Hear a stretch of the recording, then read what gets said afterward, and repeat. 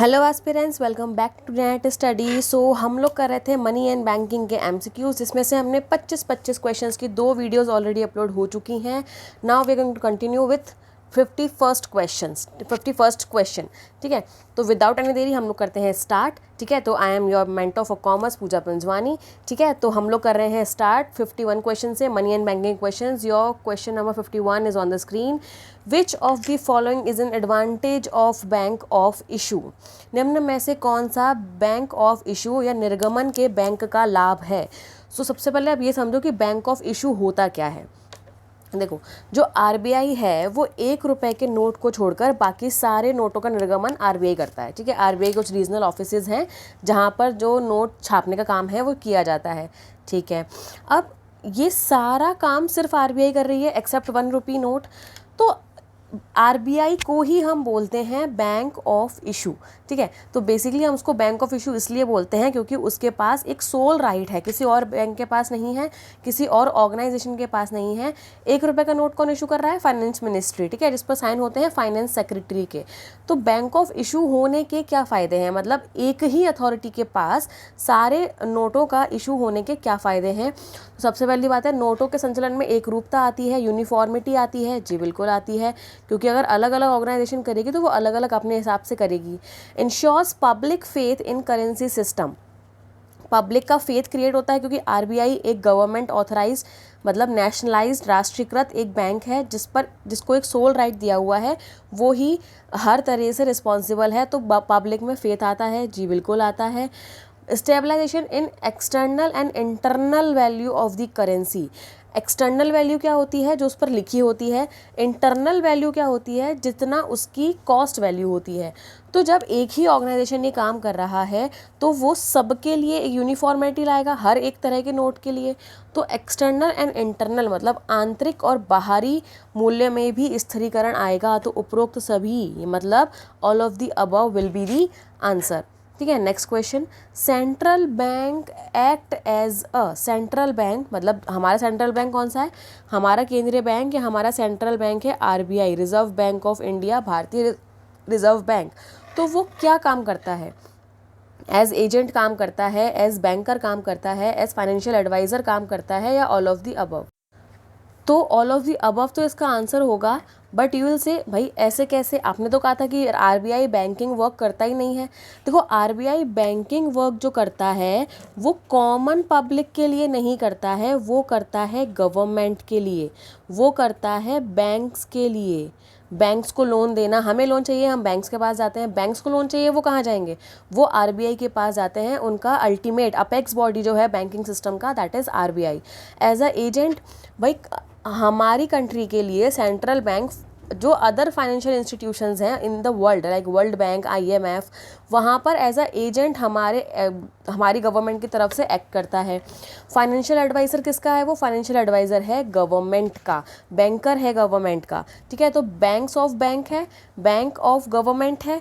ठीक है, adviser of government है, एजेंट ऑफ गवर्नमेंट है, एजेंट ऑफ कंट्री है, banker for government and banks है। इसलिए उपरोक्त सभी आंसर है, all of the above is the answer. Next, by carrying out all the banking activities central bank act as. भाई सारी banking activities को कैरिड आउट करता हुआ, सारी बैंकिंग गतिविधियों को अंजाम देकर सेंट्रल बैंक जो है वो क्या क्या कार्य करता है? अभी बात करी थी banker of the bank, government. जी बिल्कुल है, सरकार के बैंक के रूप में काम करता है। Banker to the people of the country, ऐसा है क्या? नॉर्मल पीपल के लिए RBI does not act as a bank. RBI सिर्फ बैंक्स एंड गवर्नमेंट के लिए काम करता है। ठीक है, as a bank. Private companies के लिए? जी बिल्कुल नहीं, प्राइवेट पब्लिक किसी भी कंपनी के लिए नहीं, सिर्फ गवर्नमेंट एंड बैंक के लिए काम करता है। सरकार के बैंक के रूप में will be the answer banker of the government. ठीक है, next question. By managing the responsibility of public debt. Managing the responsibility of public debt. Public debt मतलब पब्लिक से जो डेट लिया गया है। ठीक है, अच्छा, अब पब्लिक से डेट कौन लेता है? बैंक्स लेती हैं, कंपनीज लेती हैं और गवर्नमेंट लेती है। बैंक्स कैसे लेती हैं? अपने डिबेंचर्स के थ्रू। अपने बॉन्ड्स के थ्रू, क्योंकि शेयर्स एंड डिबेंचर्स बैंक्स के भी इशू होते हैं। कंपनीज कैसे लेती हैं, जब शेयर्स की जो नॉमिनल वैल्यू है वो ख़त्म हो जाती है तो डिबेंचर इशू करके या कॉमर्शियल पेपर इशू करके, हमने मनी मार्केट में, हमने क्लासेस में पढ़ा हुआ है इसको, ठीक है। मनी मार्केट में कॉमर्शियल पेपर एक इंस्ट्रूमेंट होता है, उसको इशू करके पब्लिक जो है वो, कंपनीज जो है वो पब्लिक से डेट लेती हैं। गवर्नमेंट कैसे डेट लेती है, गवर्नमेंट बोलती है आरबीआई को भाई पैसा चाहिए, आरबीआई बोलती है कि रुको, अभी हम पब्लिक को टी बिल इशू कर कर आते हैं, ट्रेजरी बिल इशू करके आते हैं, जो कि मनी मार्केट का एक इंस्ट्रूमेंट है। तो पब्लिक डेट को मैनेज करने के लिए आरबीआई कैसे एक्ट करता है, आरबीआई एक्ट करता है as a financial adviser of the government, of the banks as well, लेकिन यहाँ पर मेन काम जो उसका एज अ फाइनेंशियल एडवाइज़र है वो गवर्नमेंट के लिए होता है, ठीक है। तो आपसे ये भी पूछा सकता है कि सेंट्रल बैंक या आरबीआई किसका फाइनेंशियल एडवाइज़र है, गवर्नमेंट का, ठीक है। Next question, by advising the government from time to time central bank act as a, तो देखो इसमें क्वेश्चन में ही आंसर दे दिया गया है। सेंट्रल बैंक जो है वो सरकार को सलाह देकर किस तरह का काम करता है भाई, एडवाइज़र का काम करता है, फाइनेंशियल एडवाइज़र का काम करता है। नेक्स्ट क्वेश्चन, दो स्टेटमेंट दिए हैं, आपको बताना है कौन सा सही है। Anything which is generally accepted as a medium of exchange, measurement of value and standard of deferred payment is called money. कोई भी ऐसी वस्तु जो कि विनिमय के माध्यम के रूप में ली जा रही हो, ठीक है, मूल्य को उसमें नापा जा रहा हो और भविष्य में होने वाले भुगतानों का आधार हो, उसको हम मुद्रा कहते हैं या मनी कहते हैं। जी ये बात तो बिल्कुल सही है, ये तो मनी के ही फंक्शंस हैं। मनी के दो मेन फंक्शंस हैं, बाकी अदर फंक्शंस हैं। दो मेन फंक्शंस कौन कौन से हैं, मेजरमेंट ऑफ वैल्यू एंड आपका एक्सचेंज, ठीक है, किसी भी चीज़ को एक्सचेंज कर सकते हैं मनी के लिए और किसी भी चीज़ की वैल्यू को मनी में मेज़र कर सकते हैं, तो ये तो सही है, ठीक है। Amount of money held by public and circulated at any period of time is called money supply. मतलब वह सभी धन या वह राशि जो जनता के पास है और किसी भी समय जो है वो सर्कुलेट हो रही है, उसको हम मनी सप्लाई बोलते हैं। जी नहीं, मनी सप्लाई हम बोलते हैं, मनी सप्लाई बेसिकली एक फ़्लो कंसेप्ट है जो कि आरबीआई द्वारा किया जाता है, ठीक है। ये जो सर्कुलेशन है ना, ये एक बार को मनी सप्लाई हो सकता था, लेकिन हेल्ड बाय पब्लिक तो एक स्टॉक कंसेप्ट हो गया, इसलिए statement 2 is incorrect, only statement 1 is correct, ठीक है। चलो आगे बात करते हैं। Again same type of question, currency includes deposits of foreign bank. जो मुद्रा है, करेंसी है, उसमें वो पैसा भी आता है जो फॉरेन बैंक्स में जमा है हमारा। भाई हमने लास्ट वीडियोस में M1, M2, M3 and M4 पढ़ा था, कहीं पर फॉरेन बैंक्स में जमा हुआ पैसा आया था क्या, नहीं आया था ना, तो उसमें नहीं आता, ठीक है। Next, demand deposit is payable on demand by bank. जी बिल्कुल सही है, नाम से क्लियर है, डिमांड डिपॉजिट। डिमांड डिपॉजिट में दो तरह की डिपॉजिट आती हैं, सेविंग्स अकाउंट में डिपॉजिट एंड करंट अकाउंट में डिपॉजिट। तो इन दोनों अकाउंट में डिपॉजिट जो होती हैं वो जब भी जिसका अकाउंट है वो मांगने जाए तो बैंक को उसे देना पड़ता है। तो demand deposit payable on demand by bank, जी बिल्कुल, तो ओनली स्टेटमेंट 2 इज़ करेक्ट। चलो आगे, bank is a financial institution which performs only one function to grant loans and advances. भाई नहीं, बैंक वह है जो बैंक का कार्य करे, bank is what bank does. तो बैंक व्हाट बैंक डज, दो मेन फंक्शन होते हैं, डिपॉजिट लेना और लोन देना। तो यहाँ पर ओनली वन फंक्शन ना जी, बैंक तो मेनली दो काम तो करता ही है। Bank is only commercial in nature ना, स्पेशल पर्पस बैंक भी होते हैं, रीजनल रूरल बैंक भी होते हैं, ठीक है, और आपके कोऑपरेटिव बैंक्स भी होते हैं। तो ओनली कॉमर्शियल नहीं होगा, तो बोथ आर रॉन्ग, दोनों ही स्टेटमेंट, दोनों ही जो कथन है वो गलत हैं, क्योंकि सिर्फ एक फंक्शन कर रहा है ये इसलिए गलत है, एंड यहाँ पर सिर्फ कॉमर्शियल होते हैं इसलिए गलत है, क्योंकि बैंक बहुत सारे काम करता है और बैंक सिर्फ वाणिज्यिक नहीं होता, विशेष प्रकार के बैंक भी होते हैं, सहकारी बैंक भी होते हैं और आपके ग्रामीण बैंक भी होते हैं। बहुत सारे बैंक्स होते हैं जिनका काम या जिनका पर्पस सिर्फ कॉमर्शियल नहीं होता है, ठीक है। नेक्स्ट क्वेश्चन, फर्स्ट स्टेटमेंट है in ancient time people didn't use money for exchanging commodities. जी बिल्कुल, जो विनिमय था उसके लिए पैसे का प्रयोग नहीं होता था, इसलिए तो उसको हम बार्टर सिस्टम, वस्तु विनिमय प्रणाली बोलते थे। तो first statement is correct. Second, barter system is the exchange of goods for goods. जी बिल्कुल, ये भी सही है। तो both A and B are correct, D will be the right answer. ठीक है, सो देखो देखते देखते हम 10th क्वेश्चन पर आ गए हैं। 10 क्वेश्चन हमने कर लिए हैं। स्टेटमेंट 1 दिया हुआ है loss of value was a major demerit of barter system. Loss of value, वस्तु की हानि। भाई हम बहुत स्टोर नहीं कर सकते थे, कोई भी वस्तु स्टोर कर करके ख़राब ही हो जाती है। That's why it is a problem in barter system. That statement 1 is correct. ठीक है, statement 2 is there was a problem in storage in barter system. जी बिल्कुल, ये भी सही है। अच्छा, इसमें ना असर्शन रीज़न भी आ सकता है। तो देखो, loss of value was the major demerit of barter system. जी बिल्कुल, ये तो था, लेकिन इसका रीज़न क्या था? क्योंकि स्टोरेज नहीं हो पाता था। तो आंसर क्या होगा? Assertion and reason both are correct and reason is the correct explanation of assertion. तो बोथ आर करेक्ट। यहाँ पर तो अपन अपने ऑप्शंस के हिसाब से करेंगे। ठीक है, दोनों कथन ही सही हैं। नेक्स्ट क्वेश्चन, ओके, ये मैच दी कॉलम है। तो देखो, ऐसे वाले क्वेश्चंस को आपने कैसे करना है, ज़रूरी नहीं है आपकी चारों चीज़ें पता हो, 2 भी पता हो या 1 भी पता हो, उससे भी कई बार क्वेश्चन हो जाता है। तो देखो, फंक्शन ऑफ मनी, मनी का कार्य क्या है? तो बगल वाले कॉलम में मनी का कार्य ढूंढो। Function of central bank, no. Quantity of deposit into 1/LRR, no, ये तो किसी का फॉर्मूला लग रहा है, तो ये फंक्शन तो नहीं होगा। ठीक है, liquidity and uniformity of value, ये हो सकता है। लिक्विडिटी मेंटेन करने में मनी हमारी हेल्प करता है, तरलता को बनाए रखने में, और एक यूनिफॉर्मिटी कि भाई एक स्थिरता, एक रूपता रहती है कि भाई इस चीज़ की भी वैल्यू मनी में मेज़र हो रही है, इस चीज़ की वैल्यू भी मनी में मेज़र हो रही है, कुछ भी। ठीक है, तो ये हो सकता है। लेकिन 4th ऑप्शन हम देखेंगे, measures of money supply in India, ना, ये मनी का काम नहीं है। तो ए का क्या हो जाएगा? 3। तो जहाँ पर ए का 3 नहीं है वो एलिमिनेट, तो ये नहीं हो सकता, ये नहीं हो सकता। ठीक है, okay. Currency and net deposit, currency and net demand deposit, ये क्या है भाई? अभी देखते हैं। ठीक है, measures of money supply in India हमने M1 पढ़ा था। M1 में क्या था? जो भी पब्लिक के पास मनी है plus demand deposit in banks plus other deposit with RBI। तो B को हम 4 से कनेक्ट कर सकते हैं। तो B4, भाई यहाँ भी B4 है, यहाँ भी B4 है, तो ये तो ऑप्शन है ही नहीं।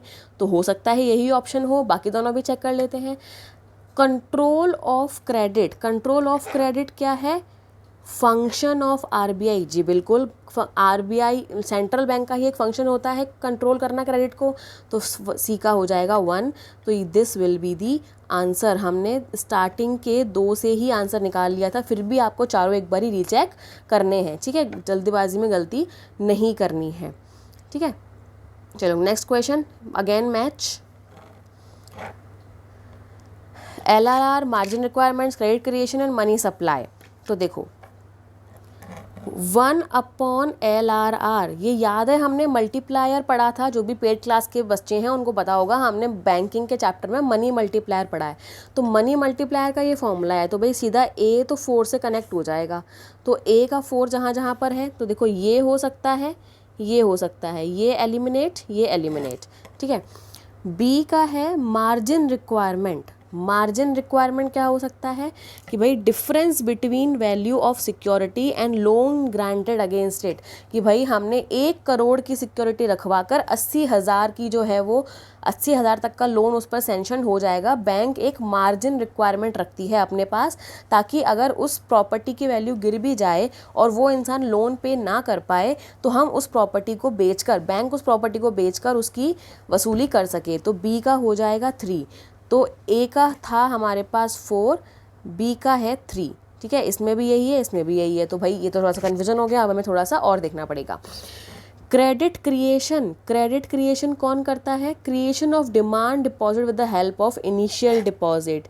भाई ये भी हमने पढ़ा था, ये तो हमने यूट्यूब की क्लासेस में भी पढ़ा है कि भाई बैंक्स के पास जो पैसा आता है उसमें से एक पर्टिकुलर परसेंटेज एज SLR रख के वो बचा हुआ पैसा लोन दे देती हैं, जिसको हम बोलते हैं सेकेंडरी डिपॉजिट्स, और जो पहले लोगों ने जमा किया है उसको हम बोलते हैं इनिशियल डिपॉजिट, कि भाई एक पर्सन ने आके बैंक में पैसा जमा किया, उसने एक अमाउंट अपने पास लिक्विड फॉर्म में रख के बचा हुआ पैसा जो है वो फिर लोन दे दिया, तो ये हो गई इनिशियल डिपॉजिट और ये हो गई सेकेंडरी डिपॉजिट। ठीक है, क्योंकि लोन वो हाथ में नहीं देता, लोन बेसिकली अपने बैंक में एक अकाउंट खोलकर जमा कर देता है। सो आपका सी का हो जाएगा 1। ठीक है, तो ए का 4, बी का 3, सी का 1 एंड डी का 2, the C will be the answer. ठीक है, चलो next question. Sales and purchase of foreign exchange has increased. ठीक है, कि भाई विदेशी मुद्रा की खरीद और बिक्री में बहुत ज़्यादा जो है वो चेंजेस आए हैं। ठीक है, तो निम्न में से कौन सा स्टेटमेंट जो है वो करेक्ट हो सकता है? इंक्रीज़ इन इंटरनेशनल ट्रेड, कि भाई हमारा इंटरनेशनल ट्रेड बढ़ गया है, इंपोर्ट एक्सपोर्ट बहुत हो गए हैं। ड्यू टू ग्लोबलाइजेशन, जी बिल्कुल ये भी हो सकता है। यूज़फुलनेस ऑफ बैंक्स, जी बिल्कुल बैंकों का प्रयोग बढ़ गया है, इस वजह से भी ऐसा हो गया है, तो all of the above will be the answer. ठीक है, क्योंकि वैश्वीकरण बढ़ेगा तभी तो इंपोर्ट एक्सपोर्ट बढ़ेंगे, राइट। चलो नेक्स्ट क्वेश्चन देखते हैं। Central bank is the apex bank of the economy, जो केंद्रीय बैंक है वो अर्थव्यवस्था की सबसे शीर्ष बैंक होती है। जी बिल्कुल, तो निम्न में से कौन सा स्टेटमेंट जो है वो करेक्ट है? ठीक है, सही कारण क्या है इसका? अब सेंट्रल बैंक का जो हमारी आरबीआई है वो हमारी सेंट्रल बैंक है, तो किसी भी देश की सेंट्रल बैंक का अपेक्स बॉडी होने का रीज़न क्या है? ये पूरे बैंकिंग सिस्टम को कंट्रोल करता है, जी करता है आरबीआई। ठीक है, ये अदर बैंक्स को रेगुलेट करता है, ये भी करता है। ये सुपरवाइज करता है बाकी बैंक्स को, कॉमर्शियल बैंक्स को, जी बिल्कुल। So all of the above will be the answer. ठीक है, तो all of the above will be the answer, क्योंकि बैंक को अपेक्स बैंक क्यों बोल रहे हैं? क्योंकि वो सबके ऊपर है, राइट। बैंकों का बैंक है, बैंक को कंट्रोल करता है, उन्हें सुपरवाइज करता है, उनके रूल्स बनाता है, उन्हें रेगुलेट करता है। ठीक है, तो all of the above will be the answer. Central bank of India कौन सा है भाई? इसका आंसर नहीं कर पाया तो फिर तो बैंकिंग पढ़ने का मतलब ही नहीं है भाई। सेंट्रल बैंक ऑफ इंडिया हमारा सेंट्रल बैंक ऑफ इंडिया नहीं है। RBI, reserve bank of India या भारतीय रिजर्व बैंक जो है वो हमारा सेंट्रल बैंक है। इसके बारे में और भी चीज़ें जान लो जो हम पहले भी डिस्कस कर चुके हैं। आरबीआई एक्ट 1934 के तहत ये बना था। कब बना था? 1935 में। 1937 में इसका जो हेड क्वार्टर है वो कैलकाटा से मुंबई ट्रांसफ़र कर दिया था। 1947 तक इसने म्यांमार के लिए भी एज ए सेंट्रल बैंक काम किया है। 1948 तक पाकिस्तान के लिए भी एज अ सेंट्रल बैंक काम किया है। और 1949 में इसका नेशनलाइजेशन हो गया था, मतलब गवर्नमेंट ने इसको अपने अंडर ले लिया था। और नेशनलाइजेशन करने के लिए हर एक शेयर होल्डर के पास, जिसके पास 100 रुपये का एक शेयर था, हर एक 100 रुपये के शेयर के लिए बैंक गवर्नमेंट ने 118.5 मतलब 118.5 रुपये जो है उसका जो है भुगतान शेयर होल्डर्स को किया था। ठीक है, इसके अलावा स्टेट बैंक ऑफ इंडिया के बारे में भी आपको पता होना चाहिए। 3 प्रेसिडेंसी बैंक हुआ करती थी, bank of Calcutta, bank of Bombay, bank of Madras. इन तीनों बैंकों को मिलाकर 1921 में imperial bank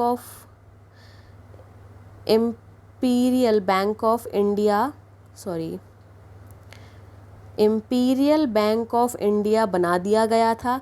imperial bank of India को नेशनलाइज किया गया 1955 में। ठीक है, तो 1955 में इसका नाम कर दिया गया SBI, state bank of India. जहाँ पर आरबीआई नहीं अवेलेबल होता या आरबीआई के ऑफिसेज अवेलेबल नहीं होते हैं, वहाँ स्टेट बैंक ऑफ इंडिया जो है वो एज अ एजेंट काम करता है, एज अ रिप्रेजेंटेटिव काम करता है फॉर आरबीआई। ठीक है, आईसीआईसीआई जो है इसका फुल फॉर्म आप देखेंगे, वो मैं यहाँ पर नहीं बताने वाली हूँ। आईसीआईसीआई जो है वो इंडस्ट्रीज़ के डेवलपमेंट के लिए बनाया गया इंस्टीट्यूशन है। इंडस्ट्रीज़ के डेवलपमेंट के लिए फुल फॉर्म देखोगे ना अपने आप पता चल जाएगा। इंडस्ट्रियल क्रेडिट आता है इसमें, मतलब इंडस्ट्री के लिए क्रेडिट प्रोवाइड कराना। ठीक है, चलो नेक्स्ट बात करते हैं।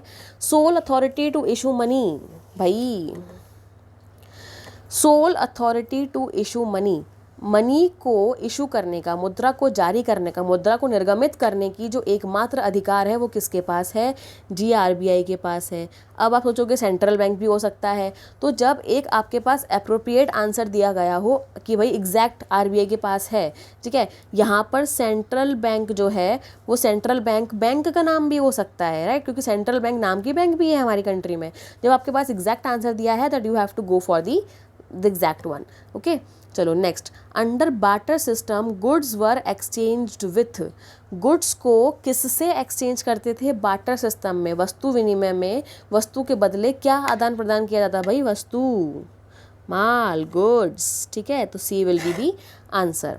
Next question, Sameer wants 6 pencils in exchange for a book from Vikram, ठीक है, जो समीर है उसको 6 पेंसिल चाहिए और बदले में वो एक बुक दे रहा है विक्रम को, but Vikram isn't agreeing to this condition.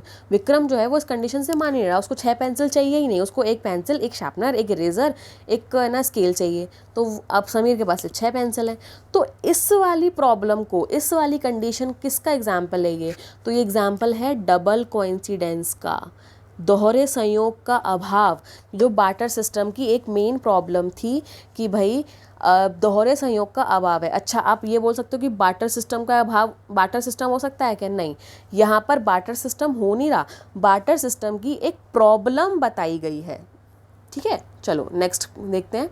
Functions of money are broadly classified into, जो मुद्रा के कार्य हैं उन्हें 2 भागों में विभाजित किया गया है। वो कौन कौन से 2 भाग हैं? तो भाई हमने क्लासेस में पढ़ा है प्राइमरी एंड सेकेंडरी। प्राइमरी में 2 ही काम आते हैं, measurement of value, measurement of value and exchange, medium of exchange, विनिमय का माध्यम और मुद्रा का मूल्य का मापन, ठीक है। जो प्राइमरी फंक्शन है वो 2 हैं मुद्रा के, इसके अलावा सेकेंडरी फंक्शंस जो हैं वो अदर्स हैं, ठीक है। चलो next question, medium of exchange and measurement of value comes under which function? अभी पढ़ा है, अभी प्राइमरी फंक्शन में आते हैं, प्राथमिक कार्य में आते हैं विनिमय का माध्यम होना और मूल्य का मापक होना, ठीक है। सेकेंडरी फंक्शन में और भी बहुत आते हैं। चलो next, deferred payment refers to those payment which are, deferred payment का मतलब क्या है? अस्थगित भुगतान। देखो नाम से क्लियर, डिफर्ड आगे के लिए, not made at any point of time, जी ऐसा तो नहीं है, कभी भी पेमेंट नहीं करेंगे ऐसा तो नहीं है ना, किसी भी समय नहीं बनाया जाएगा ऐसा नहीं है। Promise to be made in future, जी बिल्कुल। डिफर्ड पेमेंट वो पेमेंट होते हैं जिन्हें भविष्य की किसी तिथि में भुगतान करने का वादा किया जाता है, जो कि पॉसिबल हो पाया है with the help of money. Barter system में इसकी भी दिक्कत आती थी, ठीक है। चलो नेक्स्ट क्वेश्चन, असर्शन रीजन वाले क्वेश्चन आ गए। HDFC is a commercial bank, HDFC is a commercial bank, अच्छा, it accept deposits and grants loan. तो देखो अब असर्शन रीजन वाले क्वेश्चन आपने करने कैसे हैं? असर्शन पढ़ोगे पहले, करेक्ट है तो ठीक है, अगर इनकरेक्ट है तो फिर तो आंसर आपको मिल ही जाएगा कि भाई assertion is incorrect, reason is correct. अगर करेक्ट है फिर आप जाओगे रीजन पे, फिर आप रीजन पढ़ोगे कि भाई it accept deposit and grants loan, जी बिल्कुल HDFC बैंक तो करता है, ठीक। तो अब आप इन दोनों को कनेक्ट करके देखोगे कि भाई ये दोनों ही जो है वो कनेक्ट हो रहे हैं या नहीं। HDFC is a commercial bank क्योंकि या because it accept deposits and grants loan, जी बिल्कुल सही बैठ रहा है, क्योंकि HDFC एक वाणिज्यिक बैंक है। क्यों है? क्योंकि वो डिपॉजिट भी लेता है और लोन भी देता है, और बैंक के प्राइमरी फंक्शंस तो यही होते हैं, ठीक है। So both assertion and reason are true and the reason is correct explanation of assertion, ठीक है। So A will be the answer. I hope समझ में आ गया होगा। Next question, RBI is known as issuing authority, RBI को जारीकर्ता की authority के रूप में जाना जाता है, जी बिल्कुल जाना जाता है, क्योंकि वो नोट इशू करता है। It has monopoly power of issuing currency, जी नहीं। अब यहाँ पर ना एक चीज़ ध्यान रखना, sole authority and monopoly both are different, right. Sole authority इसलिए है क्योंकि गवर्नमेंट के अलावा सिर्फ इसी के पास अथॉरिटी है, सिर्फ इसी इंस्टीट्यूशन के पास अथॉरिटी है। लेकिन मोनोपोली हम नहीं बोल सकते, एकाधिकार हम नहीं बोल सकते, क्योंकि गवर्नमेंट के पास भी है इसका अधिकार, जो कि 1 रुपये का नोट जारी करती है गवर्नमेंट ऑफ इंडिया, ठीक है। सो रीज़न इज इनकरेक्ट, ठीक है। इसमें उल्टा है, reason is not correct but assertion is correct, ठीक है, ऐसा आएगा। अच्छा, एक और चीज़, अब यहाँ पर ना इस लॉजिक को नहीं लगाया गया। अगर हम इन ऑप्शंस के हिसाब से भी देख लें तो इस लॉजिक को नहीं लगाया गया। यहाँ पर इन लोगों ने मोनोपोली मान ली है क्योंकि वही नोट इशू कर रहा है, तो हम आरबीआई को इशूइंग अथॉरिटी बोलते हैं। ऑप्शंस के हिसाब से इसी क्वेश्चन को कर लेते हैं, ठीक है। आपको ऑप्शंस के हिसाब से भी एग्जाम में देखना है, ऐसा नहीं है कि आप एक्स्ट्रा दिमाग लगा लो जैसे अभी मैंने लगाया, ठीक है। ऑप्शंस के हिसाब से भी देखना है। ऑप्शंस अगर आपको बोलता है कि आप उसके हिसाब से काम करो तो ठीक है। अगर यहाँ पे ऑप्शन में है ही नहीं कि भाई reason is correct, reason is not correct, तो यहाँ पर रीज़न को हमको करेक्ट ही मानना है, क्योंकि तीनों में रीज़न को करेक्ट माना गया है, ठीक है। क्योंकि हमें मोनोपोली हमने उस हिसाब से मान लिया कि भाई उसी के पास वही नोट इशू करता है, उसी के पास मोनोपोली है, ठीक है।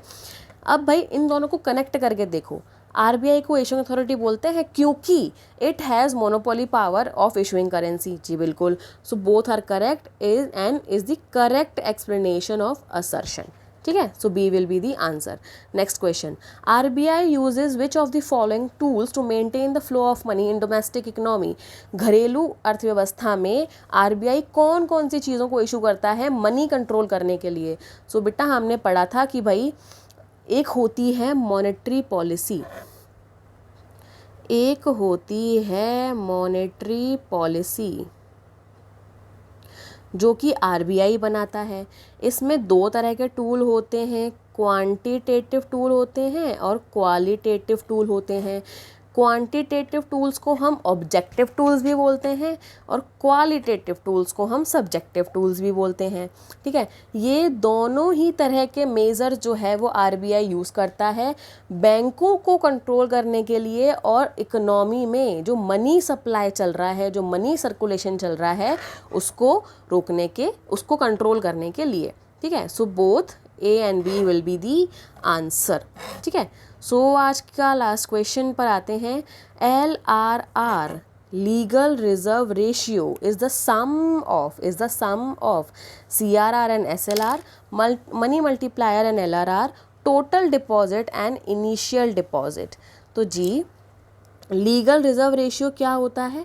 लीगल रिजर्व रिक्वायरमेंट ये होता है कि भाई बैंक्स को अपना कुछ हिस्सा जो है वो लिक्विड फॉर्म में रखना होता है, ताकि जिसका पैसा बैंक में है, मतलब जो कस्टमर है, वो अगर डिमांड करने आए, विड्रॉ करने आए, तो वो उन्हें दे पाएँ।